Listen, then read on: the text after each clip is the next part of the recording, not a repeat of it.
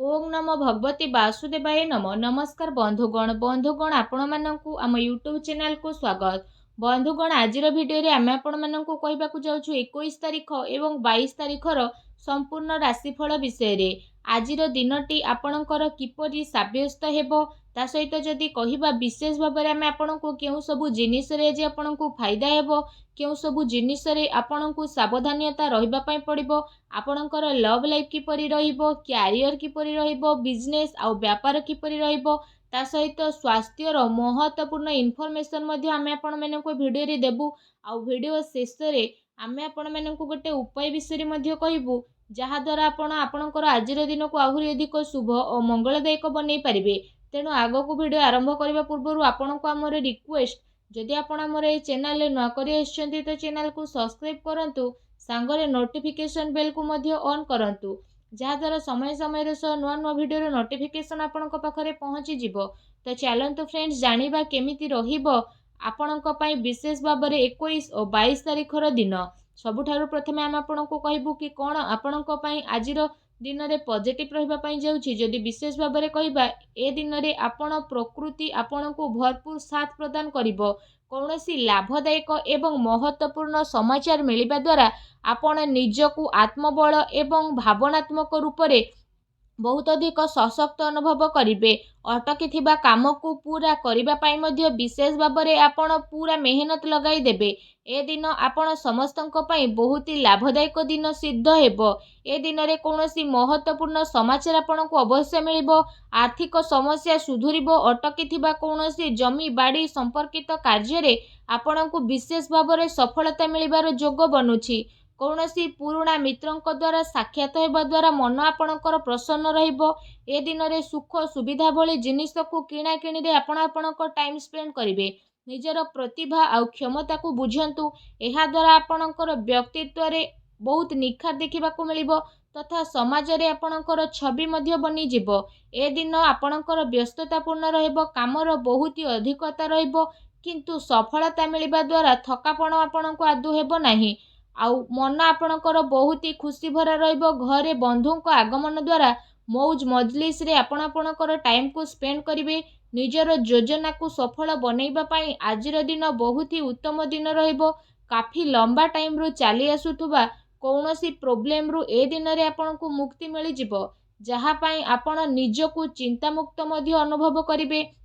एहा सहित आर्थिक मामला रे मध्य बहुत बड़ महत्वपूर्ण निर्णय आपण नहीं मध्य पारंती। एहा सहित समयर चाल आपणक सपक्षरे रहिबो। एहार आपण भरपूर उपयोग मध्य करि नेबे। आपणकर भल कार्य प्रणाली द्वारा आपण लोकंक प्रति समक्ष और प्रशंसार पात्र मध्य रहिबे।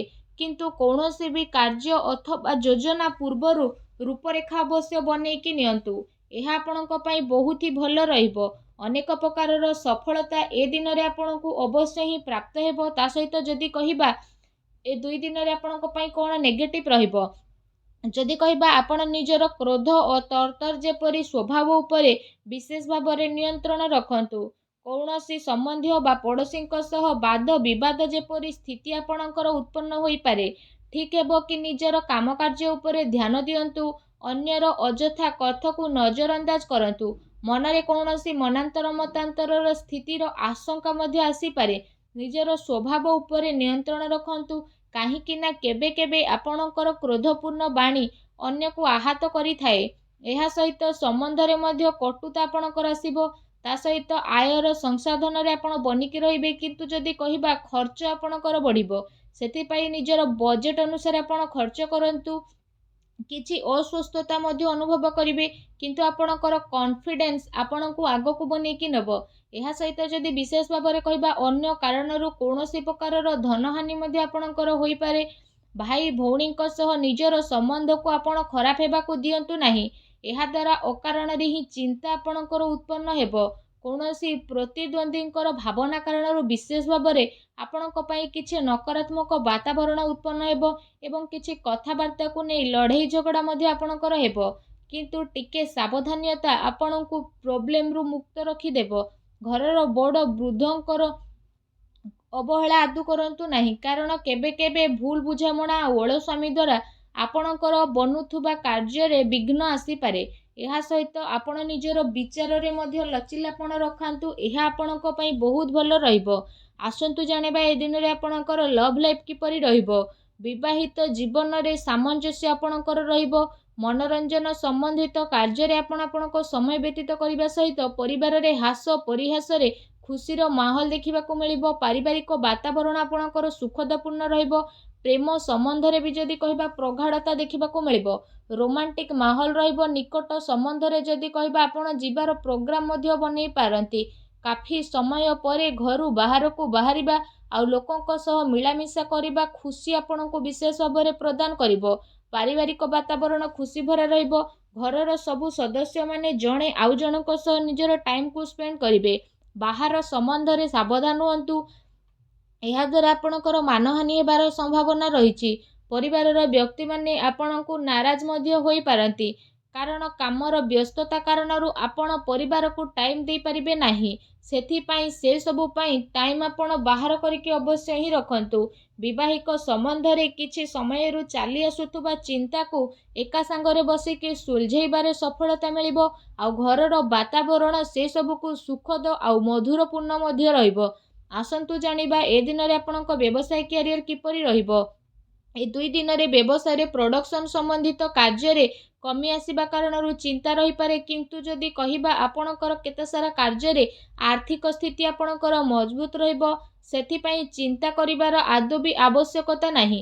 କୌଣସି ଉଚ୍ଚ ଅଧିକାରୀଙ୍କର ସହଯୋଗ ଆପଣଙ୍କୁ କାର୍ଯ୍ୟରେ ମନ ମୁତାବକ ସଫଳତା ପ୍ରଦାନ କରିବ। ଏହା ସହିତ କୌଣସି ବଡ଼ ଅର୍ଡର ମିଳିବାର ଆପଣଙ୍କ ପାଇଁ ସମ୍ଭାବନା ବନୁଛି।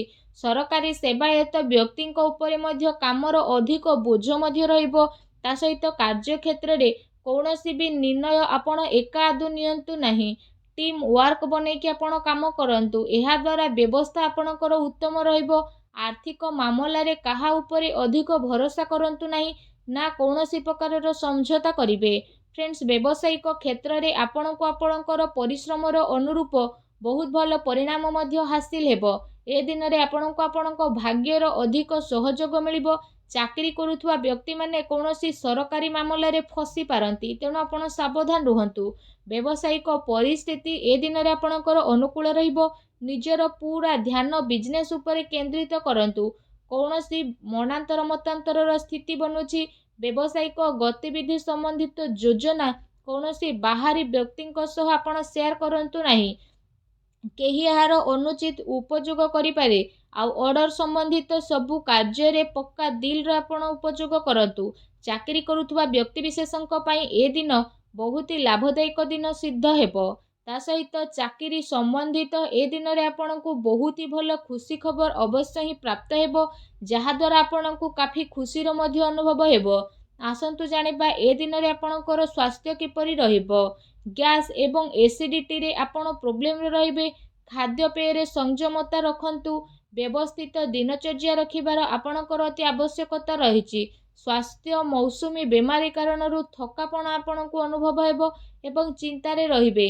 ନିଜର ଇମ୍ୟୁନି ସିଷ୍ଟମକୁ ଷ୍ଟ୍ରଙ୍ଗ ରଖନ୍ତୁ। ତା ସହିତ ନିଜ ସ୍ୱାସ୍ଥ୍ୟକୁ ଆହୁରି ଅଧିକ ଭଲ ରଖିବା ପାଇଁ ଆପଣ ପ୍ରତ୍ୟେକ ଦିନ ଯୋଗ କରନ୍ତୁ, ବ୍ୟାୟାମ କରନ୍ତୁ, ସୁସ୍ଥ ରୁହନ୍ତୁ। ଆସନ୍ତୁ ଜାଣିବା ଏ ଦିନରେ ଆପଣଙ୍କ ପାଇଁ କ'ଣ ବିଶେଷ ଉପାୟ ରହିଛି। ଏ ଦିନରେ ଆପଣ ସ୍ନାନ ଆଦି ବିଶେଷ ଭାବରେ କରିସାରିବା ପରେ ଭଗବାନ ବଜରଙ୍ଗବଲୀଙ୍କୁ ତୁଳସୀର ବିଶେଷ ଭାବରେ ଗୋଟେ ପତ୍ର ଚଢ଼ାନ୍ତୁ। ତା ସହିତ ସେଇଠି ବସିକି ହନୁମାନ ଚାଳିଶାର ମଧ୍ୟ ଆପଣ ପାଠ କରନ୍ତୁ। ଏହା କରିବା ଦ୍ୱାରା ମଧ୍ୟ ଆପଣଙ୍କ ସମୟ ବହୁତ ଖୁସି ଭରା ରହିବ।